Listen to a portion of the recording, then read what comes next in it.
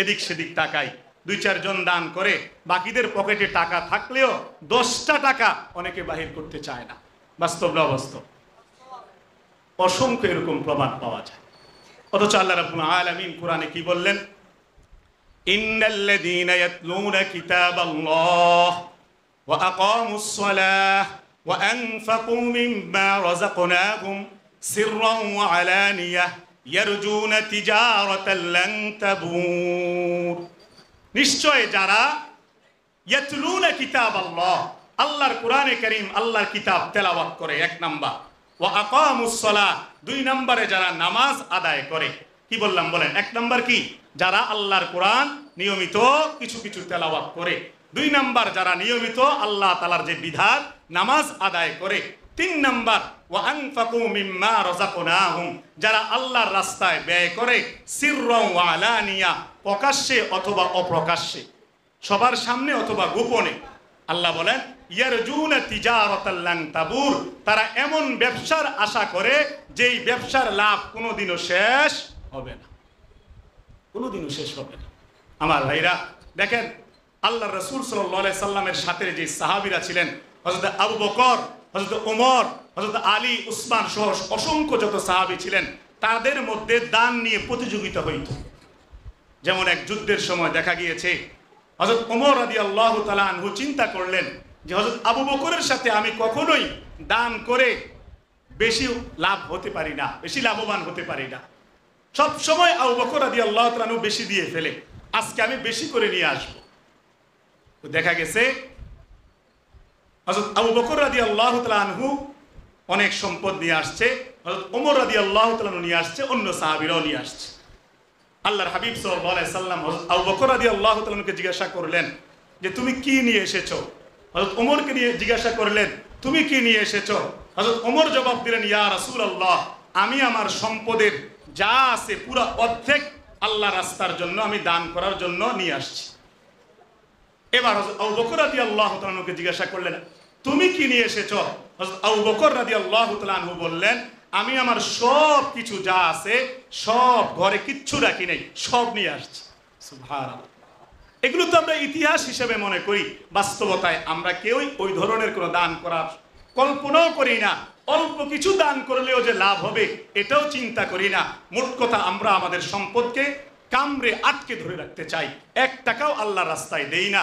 দেখা যায় আমাদের নামাজ অনেক সুন্দর, জিকির অনেক সুন্দর, তেলাওয়াত অনেক সুন্দর, আমাদের চলাফেরা সুন্দর, আমরা মসজিদ থেকে বের হই, একেবারে বাস্তবে অসুস্থ দুর্বল একজন অসহায় মানুষ দাঁড়িয়ে থাকে, তাকে আমরা পকেট থেকে 10টা টাকাও বের করে দেই না। রাস্তাঘাটে চাইলে আমরা বলি মাফ করেন, ঠিক কিনা? এই হলো আমাদের হালাত। আমরা দানটাকে একটা কঠিন বিষয় বানিয়ে নিয়েছি, আমরা আমাদের সম্পদকে জমা করে রাখা এটাকেই আমরা আদর্শ বানিয়ে নিয়েছি। তো আমার ভাইরা, একজন বিশিষ্ট ব্যক্তির কথা মনে পড়ে গেল, একজন আল্লাহওয়ালা বুজুর্গ, ওনার নাম হচ্ছে রবি রহিমাহুল্লাহ। আমি এক কিতাবের মধ্যে পড়েছিলাম। তো উনি মধ্য বয়সে একবার খুব অসুস্থ হয়ে গিয়েছে, খুব অসুস্থ হয়ে গেছে। তো ওনার অসুস্থ অবস্থায় ঘরের মধ্যে উনি, ওনার বিবি, বাচ্চা সহ তাদের চলাফেরা অত্যন্ত কঠিন দিন যাচ্ছিল। হযরত রবি রহিমাহুল্লাহ এই অসুস্থ অবস্থায় একদিন মুরগি খেতে মন চাইছে, মুরগির গোশত। কিসের গোশত বলে? অনেক সময় দেখা যায় যে মানুষ অসুস্থের সময় বলে আমাকে কয়টা কমলা কিনে যদি দিতি, আমার একটু আঙ্গুর খেতে মন চায়, এটা খেতে মন চায়, ওইটা খেতে মন চায়, বলে কি বলে না? ঠিক হযরত রবি রাহিমাহুল্লাহ ওনার একবার মুরগির গোশত খেতে মন চাইছে, কিন্তু পারিবারিক টানা হেসরার কারণে,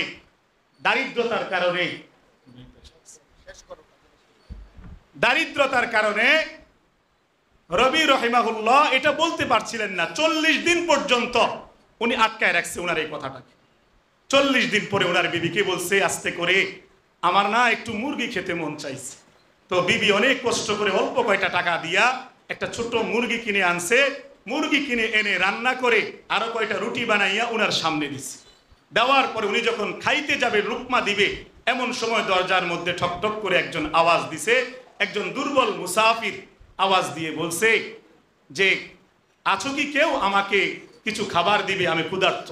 সাথে সাথে রবি রহিমাহুল্লাহ বললেন, বিবিকে যাও, আমার জন্য যেই গোশত রুটি রান্না করছো তার বেশি দরকার, তাকে দিয়ে দাও। সুবহান। বিবি বললেন, না না না, আপনি অনেক দিন ধরে আশা করে আছেন, আমি কষ্ট করে ব্যবস্থা করছি, তাকে আরো কিছু টাকা আছে, ওইটা দিয়ে দিই, আপনি এটা খান। রবি রহিমাহুল্লাহ বললেন, যাও, কত টাকা আছে ওটা নিয়ে আসো। উনি নিয়ে আসলেন অল্প কিছু টাকা। এবার রবি রহিমাহুল্লাহ বললেন যে এই টাকাগুলো, এই গোশতটুকু, এই রুটিগুলো, এই সবগুলোই তাকে দিয়ে দাও, তার প্রয়োজন বেশি, আমি খাবো না। তাইলে দেখেন তারা কি পরিমাণ আবেগ ছিল তাদের ভিতরে, দান করার ক্ষেত্রে তারা কি পরিমাণ প্রতিযোগিতা ছিল, তাদের মানসিকতা কি ছিল। তো আমার ভাইরা, আমি শেষ কথা 2 মিনিট বা 1 মিনিট একটা কথা শুধু বলতে চাই। ভাইজান বলবে বিষয়টা হয়তো শেষের দিকে, আমি একটু ইঙ্গিত দেওয়ার জন্য কথাটা বলতে চাচ্ছি যে দেখেন, যদি আপনাদের কাছে আল্লাহর কাজের জন্য কোনো টাকা চাওয়া হয়, কোনো দান চাওয়া হয়, আপনারা কি সবাই ওই যে মাহফিলে যেই পরিণতি হয়, আস্তে উঠে যায়, মাথা নিচ করে ফেলে, এদিক সেদিকে তাকায়, ওইটাই করবেন, ঠিক না? এতক্ষণ ধরে তো আমরা এটাই বুঝছি। ইনশাআল্লাহ আমরা যদি সবাই যদি মনে করেন একটু একটু করে অগ্রসর হই, তাহলে ইনশাআল্লাহ আমাদের মাথায় বিশাল একটা কাজ, এটা সহজ হয়ে যাবে। আমার দিলের মধ্যে আসে যে আমার ভাই আসলে স্বাভাবিকভাবে, আমি কেন বলতেছি কথাটা, বলবে উনি হয়তো, আমাদের বিশাল একটা জায়গা, মানে জায়গা বিশাল না, দামটা বিশাল একটা জায়গা। দেখেন মাদ্রাসার অবস্থা, যদি আমরা একটা সুন্দর ভবন, একটা কমপ্লেক্স করতে চাই, আমাদের বড় একটা জায়গার দরকার, এটা আপনারা সবাই জানেন, ঠিক কিনা? তো একটা জায়গা দেখতেছে অনেক টাকা ঋণ করে কিছু বায়না করা হয়েছে, ওই জায়গাটার জন্য টাকা দরকার, অনেক টাকা, 2-3 কোটি টাকা দরকার, তারপরেও সাহস করে ওটার মধ্যে হাত দিছে, কিন্তু 1 টাকারও ব্যবস্থা নাই। তো ওই যদি ওই টাকাটার জন্য উনি কখনোই, আমি যেটা জানি, কারো কাছে ছোট হতে চায় না, টাকার জন্য কারো কাছে হাত পাততে চায় না। যদি উনি বুঝাইয়া বলবে হয়তো কথাগুলো, আপনারা যদি সিদ্ধান্ত নেন, এখানে যতজন আছেন কিছু করে দিবেন, আপনাদের বিদেশে অনেকে আছে তাদেরকে বুঝাইয়া বলেন, আরো পরিচিত যারা আপনাদের বাড়ি ঘরে আছে তাদেরকে বলেন, একটু একটু করে যদি, আর 1000 হোক, 500 হোক, 10,000 হোক, কিছু করে যদি আপনারা সহযোগিতা করেন, তাইলে দ্বীনের কাজ হবে, কোরআন তেলাওয়াত হবে, সেখানে বড় একটা মাদ্রাসা হবে, বড় একটা মাহফিল হবে, সেখানে আরো অনেক চিন্তাধারা আছে আমাদের দ্বীনি ফিকিরের, এগুলো বাস্তবায়ন করা সম্ভব হবে। আর যদি আমরা আগায় না আসি, আমাদের শায়েখের হায়াত শেষ হয়ে যাবে, সেখানে কোনো কিছু বাস্তবায়ন হবে না, হয়তো জায়গাটাই পড়ে থাকবে, ঠিক কিনা বলেন? সেজন্য আমরা সবাই চেষ্টা করব ইনশাআল্লাহ। আর অনেক কথা বলতাম দান সম্পর্কে, আর বললাম না।